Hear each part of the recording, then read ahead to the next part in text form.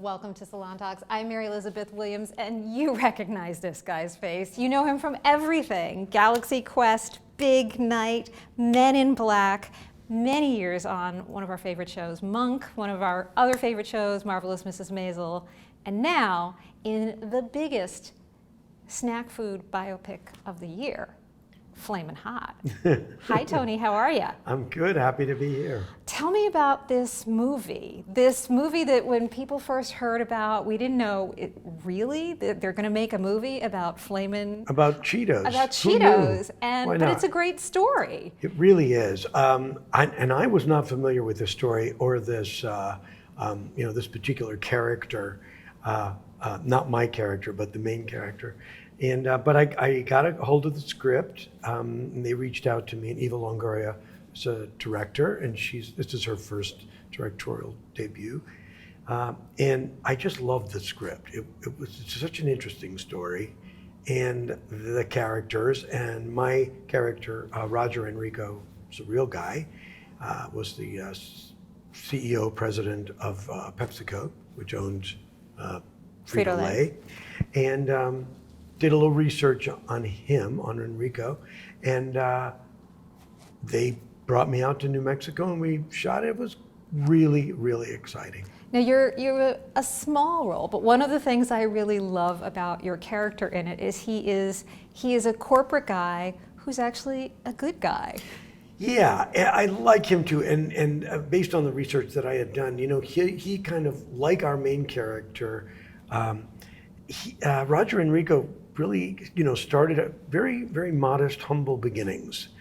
Grew up, like me, in a smaller town in the Midwest, and really became an American success story, and was quite bright and ambitious, and he just had a kind of a feeling about this guy, this janitor, and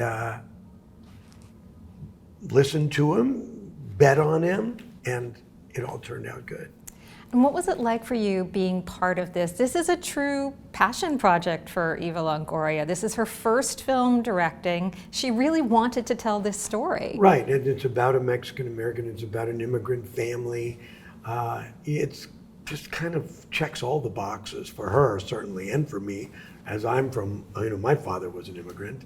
And it resonated with me in a lot of ways. I think people are really going to respond to this film. It's really, it takes itself just seriously enough. Right, but it has a certain kind of tongue-in-cheek kind of component to it.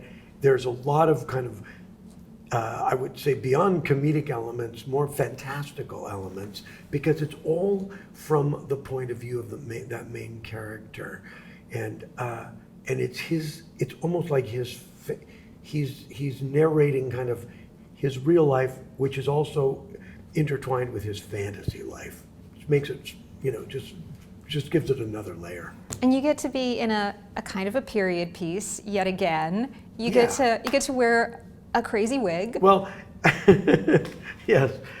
It's kind of like my dream hair, because when I was growing up, I always envied, my friends who had that sort of bone straight hair in those days, and they would do that thing where they just flip their hair and it would fall into place perfectly. And mine was just a complete nightmare rat's nest, and it's still always been the bane of my existence. But Roger Enrico, not sure, because it wasn't really part of the research I did, if he was actually wearing a wig, but in my my approach to it, in my estimation, he was not wearing like the greatest wig. So we went with that. It's a key character component. And when you talk about these immigrant stories that are so essential to you, and these stories of people coming to America, I think of that as the story of your whole career, Tony. I think about movies like Big Night. I think about a story like Maisel, where it's about the American dream. It is. It's about, in some ways, assimilating while, clinging tightly to your own heritage and trying to find the balance between all, in all of that, which is not always easy. And you have talked about how you've really drawn on your own family and your own father. Well, certainly in a number of roles I've done, but certainly in Maisel, Abe. My father was not a math professor at Columbia, but he he did, he did have that. He was a self-made, successful man, and he had a certain kind of love/frustrating relationship with his children because, like Maisel, I was a child during the time that Maisel is that story is told, and so it was a cultural shift going on. Roles of men and women were shifting, which is what Maisel really is all about, and like Abe, like my character in Maisel, my father was experiencing that cultural shift and midlife crisis and mid-century crisis that men were experiencing. Yeah, and I want to ask you about that because I think about when people come to this country or they're of another generation, they don't necessarily dream that their kids are going to go into show business. They dread it, I think. And Abe has to go through this with Midge. What was it like for your family when you made that leap? It's an unusual choice for a kid whose parents are immigrants from the Middle East, who's growing up in the Midwest. Right. Well, luckily, I'm the second youngest of 10 children, and one of my older sisters, Susan, she's 10 years older than me. She actually went into it first, so she paved the way for me. I mean, it was, I think, much harder for her, especially being a woman at that time, in the 60s and everything. She went off to school, to acting school, and that was a little harder for my father to come to grips with. Moving away, so, at 18 years old, on her own, going into that business that we didn't know much about, my parents didn't know much about. And so fortunately for me, she had already kind of hacked through the brush with the machete. And so by the time I was going through it, my parents were kind of like, yeah, okay, well, maybe, why not? That's the advantage of being one of the younger kids. Oh, so many advantages. Right? Yeah. You just get less and less attention as you go down the line. You fly under the radar a lot more, yeah, which was good for me. That's the secret. And when I think about a show like Maisel, or I think about a movie like Flamin Hot, it's also the story of parenting. It's also the story of how we then bring this American dream to our kids. You're a girl dad, you have 2 daughters, you were raised in this hardworking family. What have you tried to instill in them as a father? Well, it's interesting you ask that because I feel I've learned from them as much or maybe more than I was ever able to impart to them. You try to teach them, give them a good work ethic, and you try to give them support. But ultimately, you want them to be advocates for themselves and to find their voice and to find their strength. And then what you discover, like Abe discovers in Midge and his daughter, they know things that you don't know and that you didn't impart to them and you couldn't have taught them. And there's some kind of interesting satisfaction and gratification in that. You've done so many different kinds of things. I saw you a couple of years ago on Broadway in The Band's Visit. I've seen you in movies for decades.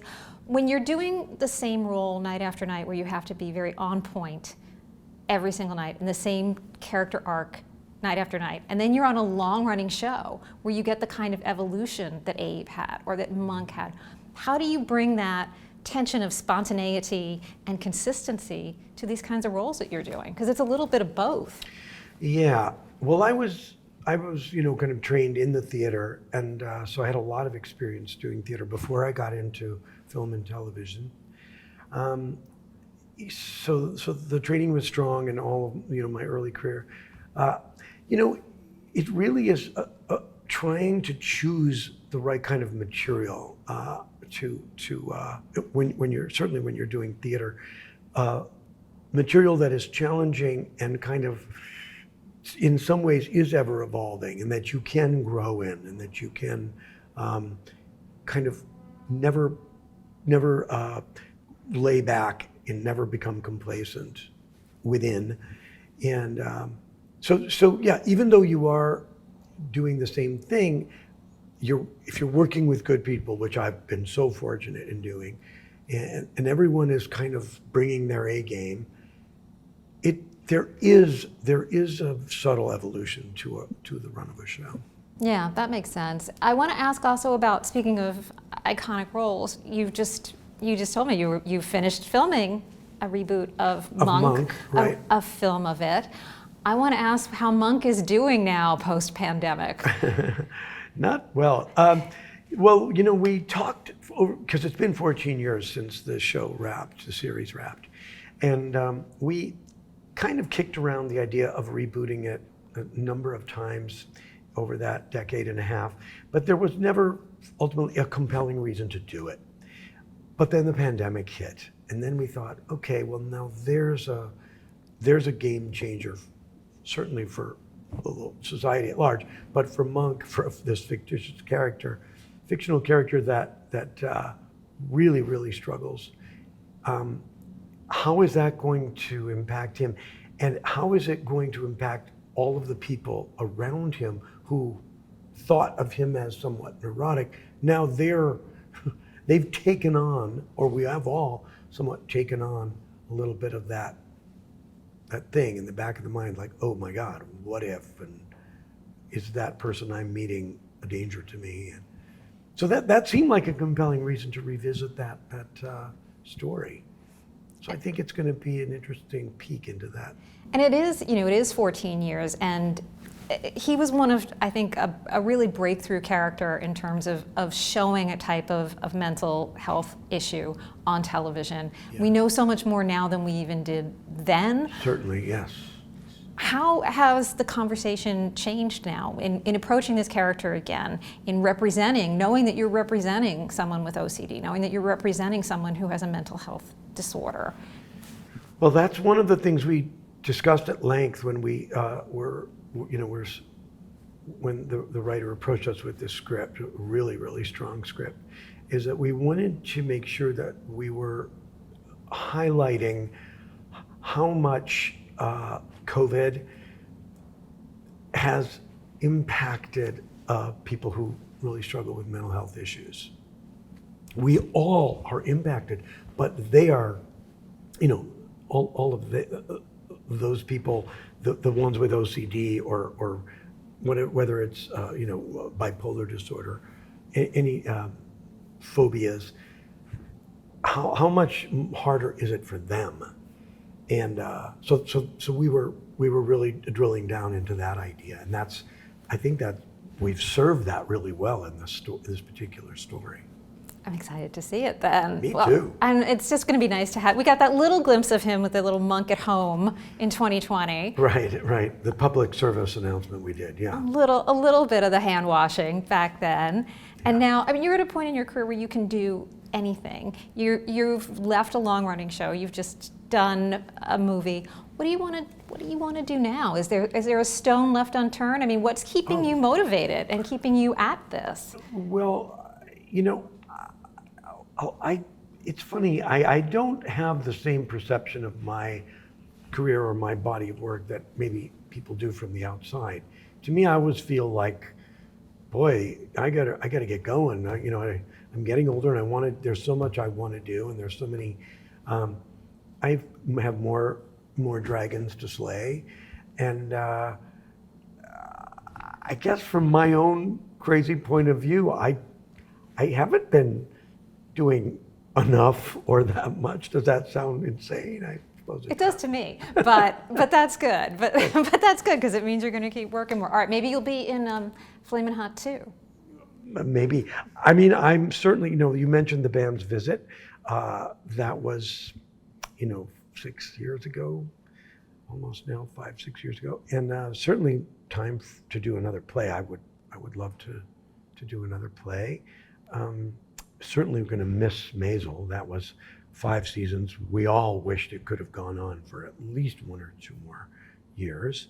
But we also are very proud of the way it ended. We feel it went out on a real high note. And especially when you have that many characters to serve and to honor, I feel like they did it so well with Michael Zegan's character, certainly with Susie, Alex Borstein's character, for Marin and myself, a great evolution for Caroline Aaron and Kevin Pollak, Shirley and Moish.